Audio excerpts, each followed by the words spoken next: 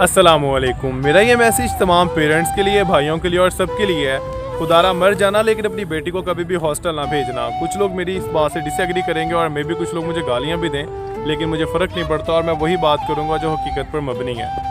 मेरे घर के साथ आसपास बेइंतहा हॉस्टल्स हैं जहाँ पे गर्ल्स हॉस्टलाइज हैं। मैं स्टूडेंट्स की बात कर रहा हूँ और अपने घर की विंडो से यहाँ बाहर निकल के मैं बहुत कुछ होता देखता हूँ जो सिर्फ मैं देख ही सकता हूँ, जिस पे मैं कुछ कर नहीं सकता। वो पंजाबी की कहावत है ना, जे मुंडा ते कुड़ी राजी ते की करेगा काजी, तो कुछ किया नहीं जा सकता उसके ऊपर। और जो मेरे घर का मेन डोर है वो इनके लिए पिक एंड ड्रॉप है, मतलब वहीं से पिक किया जाता है, वहीं पे ड्रॉप किया जाता है, तो विंडो से सब कुछ आराम से दिख रहा होता है, इवन के डोर से भी दिख रहा होता है। और जो पिक करने वाले अफराद की एज है, उन बगैरतों के बारे में मैं क्या बोलूँ, 40+ है।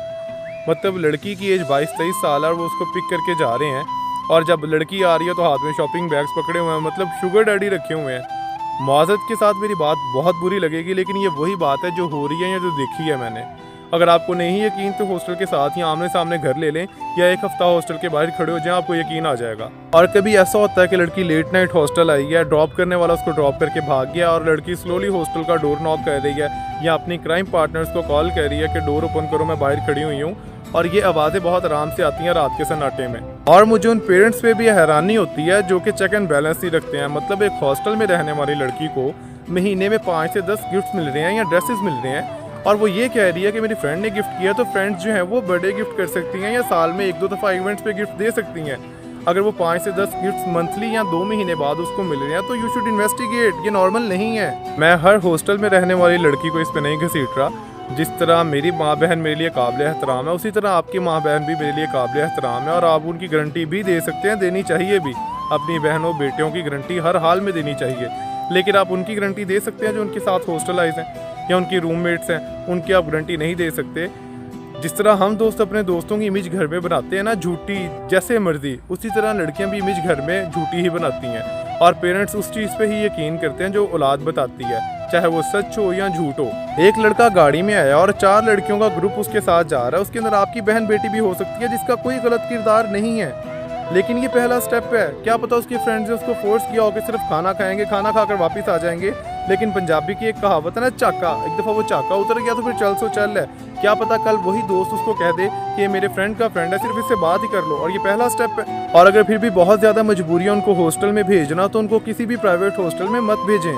उनका एडमिशन किसी इंस्टीट्यूट के हॉस्टल में करवा दें जहाँ पे उन पर नज़र रखी जा सके और वो बिला वजह बाहर ना आ जा सकें। मैं उस लड़की को बिल्कुल भी ब्लेम नहीं करूँगा जो कि 21-22 साल की है। उसकी अभी एज है समझने की, गलत सही को समझने की टाइम लगता होता है। मैं ब्लेम उन्हें करूँगा जो कि उसके सर पे बड़े हैं, जिन्होंने इस चीज़ का ख्याल नहीं किया। मैंने इस टॉपिक पे भी बात नहीं करनी थी, लेकिन मैं पार्क में बैठा हुआ था और फिर मैंने वही चीज़ देखी कि 2 लड़कियाँ आई हैं, एक अपने बॉयफ्रेंड के साथ सेपरेटली बैठी है एंड सेकंड वन जो है वो सेलफोन यूज़ कर रही है। आपकी औलाद का कसूर नहीं है, उसकी गलती नहीं है, गलती और कसूर आपका है जिन्होंने ध्यान नहीं दिया, जिन्होंने ध्यान नहीं रखा, जिन्होंने इन्वेस्टिगेट नहीं किया, जिन्होंने औलाद से पूछा नहीं। आपकी बेटी जब आपको वीकेंड पे मिलने आएगी तो वो गाउन में ही आएगी, नकाब में ही आएगी, लेकिन वो सिर्फ आपकी हद तक होगा।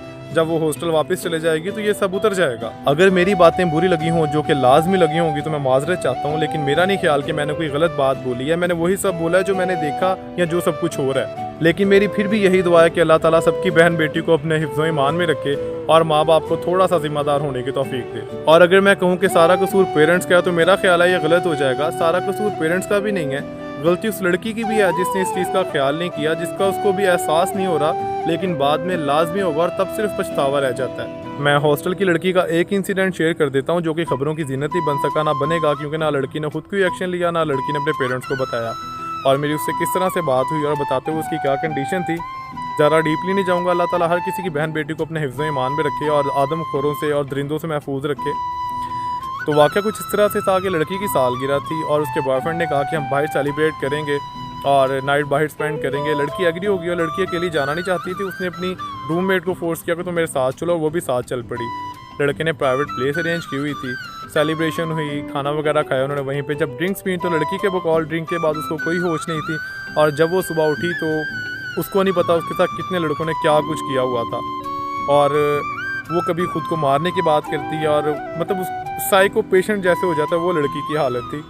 तो मैं फिर कहूँगा अपने आप को महफूज रखें, परहेज़ करें। ये जो आवारा गर्दी है ना, ये वीकेंड पे अपनी फ्रेंड्स के साथ कर लें, अपनी फ्रेंड्स के साथ चली जाएं। लेकिन ये बॉयफ्रेंड, ये शादियां नहीं होनी आपकी, ये आपको भी पता है। तो ये आर्जी तौर की लानत अपने मुंह पे भी लेंगे, अपने पेरेंट्स के मुंह पे भी लेंगे। तो खुदारा इस चीज़ से परहेज़ करें।